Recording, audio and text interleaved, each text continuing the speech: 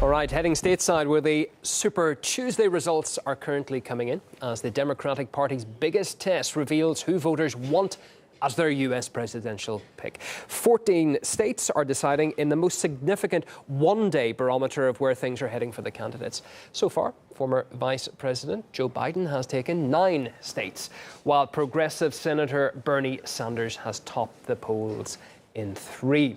The biggest prize over there on the West Coast, California, which has the most delegates up for grabs. Voting still, in fact, underway there. Sanders currently leads. Now, before Super Tuesday got underway, 2 contenders dropped out, encouraging their supporters to now get behind Joe Biden. I am ending my campaign and endorsing Joe Biden for president. I'm looking for a president who will draw out what is best in each of us. And I'm encouraging everybody who is part of my campaign to join me because we have found that leader in Vice President, soon to be President, Joe Biden. March 3rd, 2020, I will be casting my ballot for Joe Biden. Well, a common thread throughout the scramble so far to get that Democratic nomination is for the rivals to take aim at Bernie Sanders. Caleb Maupin breaks down that aspect of the campaign. It's been a long winter for the Democrats. They've been feeling the cold burn. All of you know we won the popular vote in Iowa. We won the New Hampshire primary. And according to 3 networks in the AP, we have now won the Nevada caucus.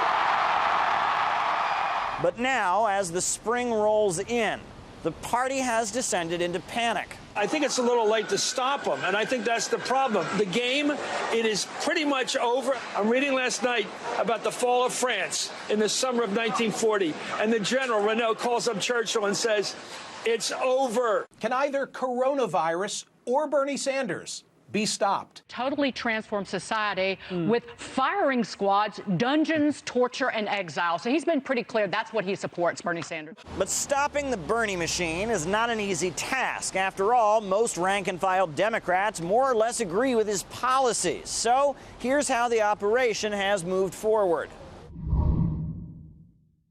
The Reds are coming. Trigger those Cold War terrors. Socialism is a threat to American freedom. See that hammer and sickle and be afraid. Be very, very afraid. I believe if Castro and the Reds had won the Cold War, there would have been executions in Central Park, and I might have been one of the ones getting executed. And certain other people would be there cheering. Let's not forget that Bernie Sanders once praised Cuba's achievements in terms of literacy and health care. We're very opposed to the authoritarian nature of Cuba. But, you know, it's unfair to simply say everything is bad. You know, when Fidel Castro came into office, you know what he did? He had a massive literacy program. Is that a bad thing? After 4 years of looking on in horror as Trump cozied up to dictators, we need a president who will be extremely clear in standing against regimes that violate human rights abroad. We can't risk nominating someone who doesn't recognize this. Fidel Castro left a dark legacy of forced labor camps, religious repression, widespread poverty, firing squads, and the murder of thousands of his own people. But sure, Bernie, let's talk about his literacy program. But most millennials don't even remember the Cold War. Communism doesn't really scare them, and socialism certainly doesn't. So, time for Plan B. Now, Bernie Sanders is accused of splitting an already weak and fractured Democratic Party.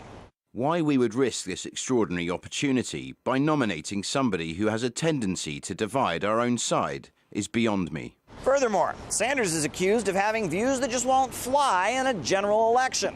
The face of the Democratic Party might be spouting things that are absolutely anathema to your voters. But this narrative doesn't seem to work either.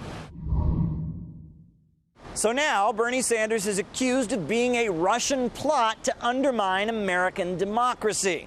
This claim is repeated by other presidential candidates, as well as Robert O'Brien, the National Security Advisor. And his sources are unnamed. There are these reports that they want Bernie Sanders to get elected president. That's no surprise. He honeymooned in Moscow. And it turns out that, in fact, Bernie Sanders once even visited Russia. You know, years ago, back when it was called the Soviet Union. Yeah, that's pretty old news, scraping the barrel. Let's go on to Plan D. Time to unite behind Joe. Candidates are dropping out, perhaps a bit prematurely, and putting their energy behind Joe Biden. Biden has come up a little bit, and I don't know what's happened with Bernie. I think they're trying to take it away from him. I don't know if that's fair, but I guess it's politics when you get right down to it. What's fair? Why throw in the towel so early? Well, they've got to do everything in their power to defeat Bernie Sanders. In 2016, leaked emails revealed by WikiLeaks showed that the DNC went guns blazing to end his bid for the White House. Now, will they be so lucky the second time? Caleb Maupin, RT, New York.